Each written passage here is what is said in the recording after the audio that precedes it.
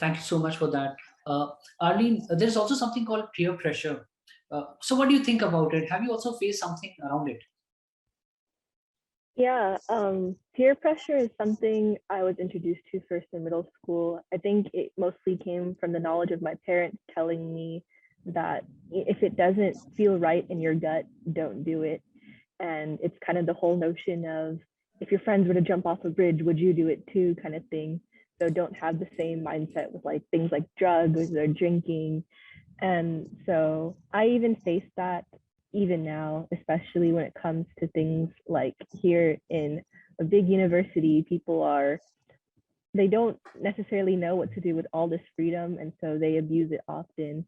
And I think a great example of me facing peer pressure is when I was invited to go to a party, but it was like past midnight and there'd be drinking involved, and I'm personally not the kind to go out to all these social events, so I kindly turn them down and just say, oh, I have a test to study for, or I have some other plans. And I think that's a lot better than suffering the consequences of what might happen if I were to just simply oblige and say yes to whatever they have planned. And it's been pretty difficult, I'd say, especially as a people pleaser who tends to say yes to everything. But by doing so and saying no to certain things, not only does it make a great establishment of my own boundaries and trying to put that forth for my own self-care, but it just shows that I'm looking out for myself and what's best for my own good, my own sake, so that I don't have to deal with people who have some other different agenda in mind. Okay, sure. Moving on. Thank you so much.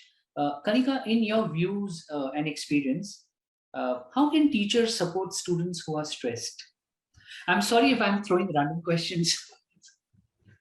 I think as a teacher, you play a significant role no matter what the setting is. It can be a yoga class, it can be a one-on-one tutoring, it can be a class. Mhm. But I think teachers are considered as like role models, and your students look up to you. So like that's where I really feel establishing a personalized relationship with your students and knowing them and letting them know that you're just not here to give them instructions on what to do and how to get good scores, but also to kind of be there for them when they're feeling low or when they're falling behind. And as a teacher, if you can address and pick up on those signs, I think a student feels much more comfortable. I've noticed that in my yoga classes very often when a student is falling behind and one may be very flexible but the other one is not able to get into the pose, that can be stressful. And people may stretch themselves beyond their limits just because of that peer pressure that Arlene just talked about. So I, as a yoga teacher, need to pay attention to every student, their body type, their abilities, and where they're coming from and what their mental health status is today. So I think paying personalized attention and building that relationship with your students can go a long way for you as a teacher to grow, as well as your students to feel comfortable and be less stressed in class.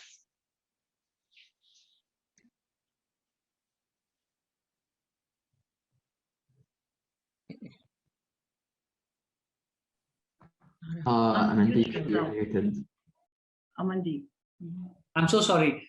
So Madhuri, I have a question for you. Then Stephanie, I'm going to come back to you. Okay. Madhuri, I also want to have your take on how do you deal with peer pressure? Maybe your advice. It's pretty much like what Renee mentioned.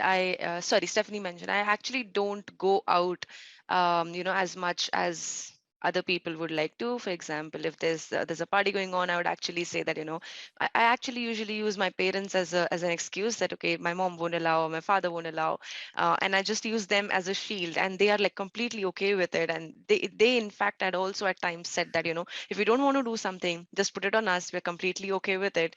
Just put us as a shield and then say that okay, yeah, they are not allowing it. So I don't actually give in to peer pressure. But again, as someone who really has difficulty saying no, I have come a long way from that point. For example, Friends is such a famous series. Game of Thrones, such a famous series.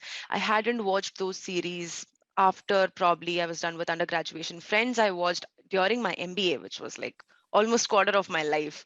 And the whole reason I didn't want to do that was because, if someone around me is putting a lot of hype on something, or giving a lot of importance to something non-academically, that doesn't affect me as much. But when it comes to academics, it does tend to affect me. And the way that I handle it is, it used to be difficult in the earlier stages of my life, but now it has come to a point where I think back that, okay, how is this actually going to impact me if I don't score 100 on this particular exam, or if I'm not getting the top notch job that is out there. How is it going to affect me? What are the pros, what are the cons? And then more often than not, the pros outweigh the cons, or I am able to explain to myself that the cons that are there for not doing this are not as life impacting or as life changing as people might make it seem. So I tend to do that analysis, but it's definitely like a process that you need to follow, and something that improves over time. Amazing.